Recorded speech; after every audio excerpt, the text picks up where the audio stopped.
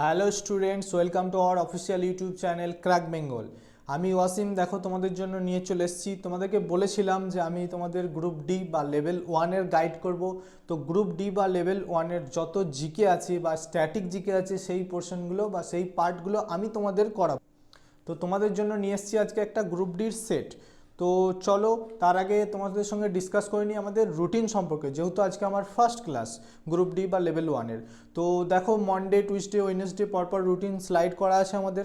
এই রুটিন অনুযায়ী তোমরা ক্লাস পাচ্ছ ইউটিউবে। তো তোমরা সেই নিয়মিত ক্লাসগুলো করতে থাকো, তাহলে তোমরা এনটিপিসি বা গ্রুপ ডি দুটোর জন্যই প্রিপেয়ার হতে পারবে একসাথে।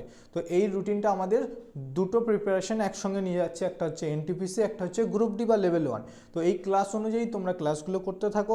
আর দেখো, এখনও যারা জয়েন হওনি, যারা আমার ক্লাস নতুন দেখছো, তারা দেখো নাম্বারটা নিচে দেওয়া আছে 7864812036। এই নাম্বারে তাড়াতাড়ি তোমরা মেসেজ করো, আমরা তোমাদেরকে নির্দিষ্ট গ্রুপে অ্যাড করিয়ে নেব তোমাদের প্রিপারেশনকে ঠিকঠাক এগিয়ে নিয়ে যাওয়ার জন্য। তো চলো বেশি কিছু না বলে শুরু করি আজকের ক্লাসটা। দেখো, কোয়েশ্চেন শুরু করার আগে তোমাদের বলে দিই, আমি তোমাদের আজকে যে সেটটা এনেছি তোমাদের সামনে, সেটা হলো 2018-র একটা শিফটের সেট। তো সেই সেট থেকে আমি যত ধরনের স্ট্যাটিক জিকের পার্ট বা কোয়েশ্চেনগুলো আছে, সেই কোয়েশ্চেনগুলো আমি তুলে ধরেছি তোমাদের সামনে। তো সেগুলোই আমি তোমাদের সঙ্গে আলোচনা করব।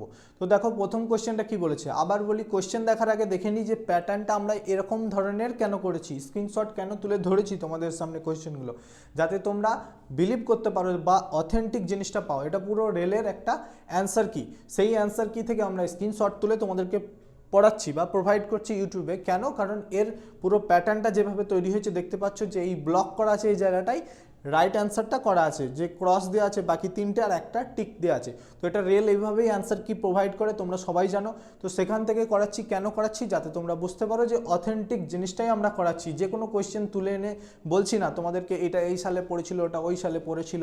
তো আমি অথেন্টিক করাচ্ছি, বা আমরা সবাই যে ক্র্যাক বেঙ্গলের টিম আছে সবাই নির্দিষ্ট ক্লাস তাদের অথেন্টিক স্ক্রিনশট নিয়ে সেই কোয়েশ্চেনগুলো তোমাদের সামনে আলোচনা করছে বা তুলে ধরছে। আর আমাদের পিওআইকিউ করানোর একটাই উদ্দেশ্য তোমাদেরকে বলে দিই, যেটা হচ্ছে আমাদের, তোমরা পিওআইকিউ করালে কোয়েশ্চেনের প্যাটার্ন বুঝতে পারবে, যে কোন কোন টপিক থেকে পড়লে আমার আগামীতে পরীক্ষা দিতে সুবিধা হবে। তো সেই টপিকগুলো তোমরা রিলেট করে পড়তে পারবে। তো এতে প্রিপারেশনের টাইম ম্যানেজমেন্ট বা বলতে পারো প্রিপারেশনের টেকনিকটা তোমরা যদি চেঞ্জ করতে পারো, তো আশা করছি অল্প সময়ের মধ্যে প্রস্তুতি অনেক বেটার হবে। তাই চলো শুরু করে দিই আজকের প্রথম কোশ্চেন। কি বলেছে দেখো। ট্রিপ অ্যাডভাইজার ট্রাভেলস চয়েস অ্যাওয়ার্ডে টপ 10 ল্যান্ডমার্কস এর মধ্যে বিশ্বের পঞ্চম স্থান অধিকার করেছে কোনটি? অপশন দেখো, তাজমহল, গোল গম্বুজ, কুতুব মিনার না রেড ফোর্ট। সবই দেখতে পাচ্ছ এক একটা ট্রাভেলস ল্যান্ডমার্ক। তো এর মধ্যে পঞ্চম স্থান অধিকার করেছে কোনটি? কোশ্চেনটা যদি 2018 সালে, তাহলে 2018 সালে এরকম ধরনের মানে অ্যাওয়ার্ড কোশ্চেন আসছে। তো 2024-এ অন্য ধরনের অ্যাওয়ার্ডের কোশ্চেন আসতে পারে রিলেটেড। তো তোমরা বুঝতে পারছো যে টপিকটা ঠিক এই ধরনেরই হতে চলেছে। তো এর রাইট অ্যান্সার কি? এর রাইট অ্যান্সার হবে অপশন এ, তাজমহল। তো দেখো, তাজমহল আমাদেরকে জানতে হবে তাজমহল কোথায় অবস্থিত। প্রথমত তাজমহল অবস্থিত হচ্ছে তোমার ইউপি, উত্তরপ্রদেশের কোথায়? আগ্রায়। উত্তরপ্রদেশের আগ্রায় অবস্থিত হচ্ছে তাজমহল। তো এই তাজমহল কে বানিয়েছিল? এই তাজমহল বানিয়েছিল শাহজাহান। কার উদ্দেশ্যে বানিয়েছিল? কার স্মৃতির উদ্দেশ্যে? তার স্ত্রী মমতাজের স্মৃতির উদ্দেশ্যে বানিয়েছিল এই তাজমহল।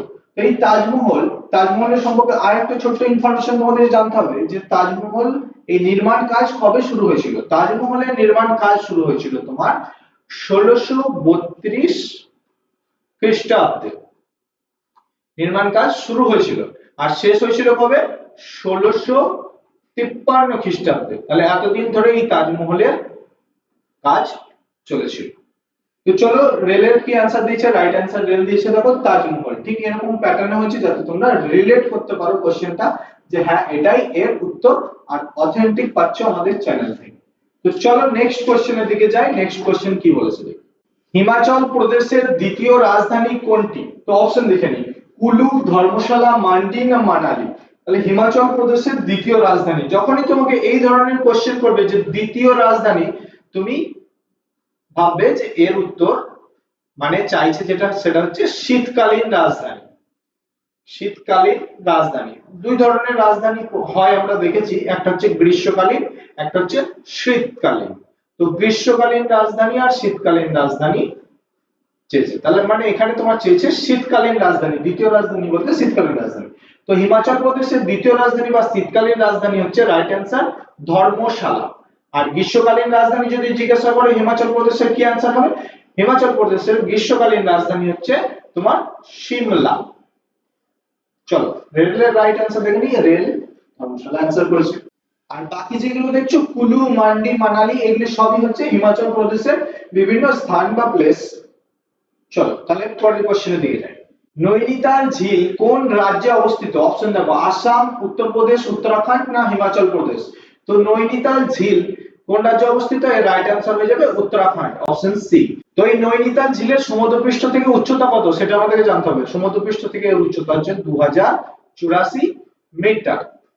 তাহলে নৈনিতাল ঝিল সম্পর্কে দুটো জিনিস জেনে রাখো, এটি উত্তরাখণ্ড রাজ্যে অবস্থিত আর সমুদ্রপৃষ্ঠ থেকে এর উচ্চতা হচ্ছে 2084 মিটার।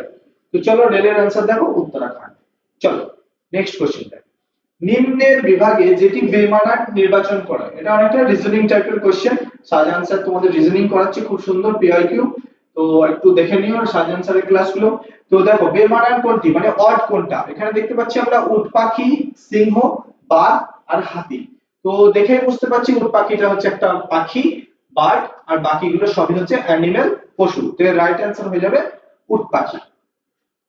দেখো উট পাখি। চলো নেক্সট কোশ্চেনের দিকে যাই। জাতীয় পেনশন প্রকল্পতে যোগ দেওয়ার সর্বোচ্চ বয়স হলো? তো জাতীয় পেনশন প্রকল্পটা আগে জেনে নিই। জাতীয় পেনশন প্রকল্প হচ্ছে তোমার NPS. NPS stand for national pension system. তো কোশ্চেনটা এসেছিল তোমার 2018 সালের একটা শিফটে। তো 2018 সাল অনুযায়ী এর आंसर হওয়া উচিত 65 বছর। তাহলে এখানে এর রাইট आंसर হবে 65 বছর।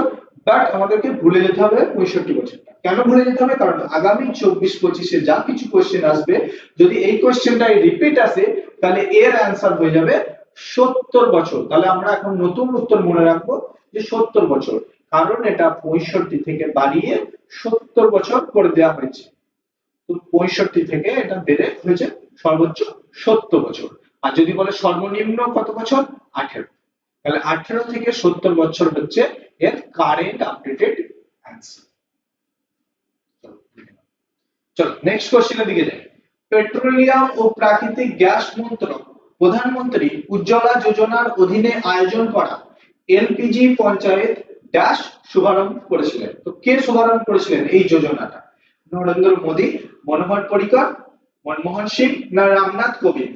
তো 2018 অনুযায়ী এর রাইট অ্যান্সার হচ্ছে রামনাথ কোবিন্দ। তো রামনাথ কোবিন্দ তিনি কে ছিলেন? তিনি ছিলেন ভারতের 14তম রাষ্ট্রপতি। 14তম রাষ্ট্রপতি ছিলেন আমাদের রামনাথ কোবিন্দ। তো তাহলে তোমরা কমেন্ট বক্সে জানাও ভারতের বর্তমান রাষ্ট্রপতি কে। আর বর্তমান রাষ্ট্রপতি রিলেটেড এইসব যিনি যেসব প্রকল্পগুলো শুভারম্ভ করছে সেগুলো একটু খেয়াল রেখো, কারণ আমি সেগুলো কারেন্ট অ্যাফেয়ার্স এর ক্লাসে পড়াই। তো কারেন্ট অ্যাফেয়ার্স ক্লাস সপ্তাহে 3 দিন পোস্ট হয়, তোমরা একটু খেয়াল রেখো যে কোন কোন দিন পোস্ট হচ্ছে, রুটিন ওয়াইজ দেখে নিও। সেই দিন কারেন্ট অ্যাফেয়ার্স ক্লাসগুলো সঙ্গে সঙ্গে রেডি করার চেষ্টা করো নাও, কারণ সঙ্গে সঙ্গে রেডি করলে তোমরা অনেক বেশি আপডেট থাকতে পারবে সময়ের সাথে। তো চলো নেক্সট কোশ্চেন দেখি। নেক্সট কোশ্চেন হচ্ছে 1946 সালে ভারতের সংবিধান রচনা করা হয়েছিল কনস্টিটিউট অ্যাসেম্বলি গঠিত করে ড্যাশ দ্বারা? তো কার দ্বারা? এর রাইট অ্যান্সার হবে অপশন বি ক্যাবিনেট মিশন প্ল্যানের দ্বারা। তো আমাদেরকে জানতে হবে ক্যাবিনেট মিশন প্ল্যান কবে হয়েছিল? 1946 সালে 16ই মে হয়েছিল ক্যাবিনেট মিশন প্ল্যান। তো এই ক্যাবিনেট মিশন প্ল্যান কার ছিল? ক্যাবিনেট মিশনের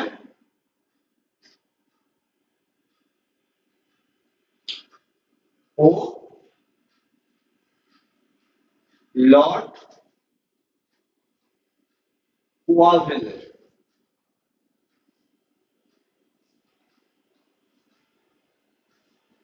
এদের ছিল cabinet mission plan.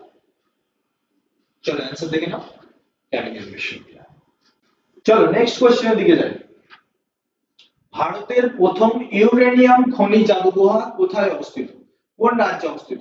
Bihar, Rajasthan, Assam না ঝাড়খণ্ড? এর রাইট অ্যান্সার হয়ে যাবে অপশন ডি ঝাড়খণ্ড, তার মানে ভারতের প্রথম ইউরেনিয়াম খনি জাদুঘর অবস্থিত ঝাড়খণ্ড রাজ্যে। তো এর খনন কার্য কবে শুরু হয়েছিল? এর খনন কার্য শুরু হয়েছিল তোমার 1967 সালে। 1967 সালে এর খনন কার্য শুরু হয়েছিল ঝাড়খণ্ড রাজ্যে। আর কি জানতে হবে? এই ঝাড়খণ্ড রাজ্যের কোথায় অবস্থিত? তো ঝাড়খণ্ড রাজ্যের তোমার পূর্ব সিংভূম জেলা জাদুগোড়া গ্রামে অবস্থিত। কোথায়? জাদুগোড়া গ্রামে অবস্থিত। ঝাড়খণ্ড রাজ্যের পূর্ব সিংভূম জেলা জাদুগোড়া গ্রামে অবস্থিত তোমার ভারতের প্রথম ইউরেনিয়াম খনি জাদুঘর। তো চলো নেক্সট কোশ্চেনের দিকে যাই। দেখো, ড্যাশ ছিল পান্ডাদের রাজধানী? তো পান্ডাদের রাজধানী কি ছিল? গয়া, দারাসমুদ্র, মাদুরাই না কাঞ্চিপুরম? এর রাইট অ্যান্সার হয়ে যাবে অপশন সি, মাদুরাই ছিল পান্ডাদের রাজধানী। এই মাদুরাই হলো তোমার দক্ষিণ ভারতের একটা তামিল রাজ্য।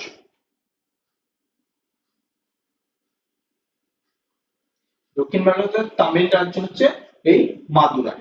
তো এটা কতদিন পর্যন্ত পান্ডবদের রাজধানী ছিল? এটা তোমার ওই মোটামুটি 14 শতকের মাঝামাঝি। 14 শতকের মাঝামাঝি ছিল পান্ডবদের রাজধানী মাদুরাই। চলো নেক্সট কোশ্চেনের দিকে যাই। রবীন্দ্রনাথ ঠাকুরের বানানো প্রতিষ্ঠান কোনটি? রবীন্দ্রনাথ ঠাকুরের বানানো প্রতিষ্ঠান দেখো, রবীন্দ্র বিদ্যালয়, জ্ঞানধাম বিদ্যালয়, বিশ্বভারতী না সেবাগ্রাম পাঠশালা? এর রাইট অ্যান্সার তোমরা সবাই জানো, মোটামুটি অপশন থেকে করে নিতে পারবে। এর রাইট অ্যান্সার হচ্ছে বিশ্বভারতী হচ্ছে রবীন্দ্রনাথ ঠাকুরের বানানো প্রতিষ্ঠান। তো এই বিশ্বভারতী কোথায় অবস্থিত? বিশ্বভারতী অবস্থিত তোমার বোলপুর শান্তিনিকেতন, সেখানে বিশ্বভারতী অবস্থিত। আর এই বিশ্বভারতী কবে প্রতিষ্ঠিত হয়েছিল? 1921 সালে। 1921 সালে প্রতিষ্ঠিত হয়েছিল বিশ্বভারতী বিশ্ববিদ্যালয়। আর এই বিশ্বভারতী বিশ্ববিদ্যালয়ের নামটা কেন হয়েছিল, এর নামকরণ কেন হয়েছিল? এর তো একটা অর্থ আছে, সেই অর্থটা আমাদেরকে জানতে হবে। বিশ্বভারতী শব্দের অর্থ হলো ভারতের সাথে, ভারতের সাথে বিশ্বের সংলাপ। এর অর্থ হচ্ছে ভারতের সাথে বিশ্বের সংলাপ। দেখো উত্তর দেখে নাও, রেল কি দিয়েছে? বিশ্বভারতী। চলো আজকের ক্লাসটা এখানেই শেষ করলাম তাহলে। সেশনটা এইভাবেই এগিয়ে নিয়ে যাবো তোমাদের সাথে। এরকম স্ক্রিনশট তুলে তুলে তোমাদের সঙ্গে কোশ্চেন আলোচনা করব, তাহলে একটা কোশ্চেনের সঙ্গে অপশনের সাথে তোমরা অনেক কিছু কোশ্চেন এক জায়গায় পেয়ে যাবে। তো তোমরা সেগুলোকে নোট করতে পারবে এবং তোমাদের পরীক্ষা প্রস্তুতিকে অনেক বেটার করে তুলতে পারবে। তো এই রুটিন ফলো করে তোমরা ক্লাস করো, আশা করছি হেল্পফুল হবে পরীক্ষার জন্য অনেক। শুধু POI2 নয়, POI2 করাবো, মক টেস্ট করাবো, বিভিন্ন ইম্পর্টেন্ট টপিক নিয়ে তোমাদের সাথে আলোচনা করব। তাই আমাদের সাথে জুড়ে থাকো, কোনো ক্লাসই ফালতু না। আশা করছি সমস্ত ক্লাসই কোনো না কোনো কাজে লাগবে তোমাদের। তো চলো, কিপ ওয়াচিং উইথ আস। ভিডিওটি যদি ভালো লেগে থাকে তাহলে বন্ধুদের মধ্যে শেয়ার করো, ভিডিওটিকে লাইক করো এবং আমাদের চ্যানেলটিকে সাবস্ক্রাইব করে তোমার প্রস্তুতিকে এগিয়ে নিয়ে চলো। Good bye.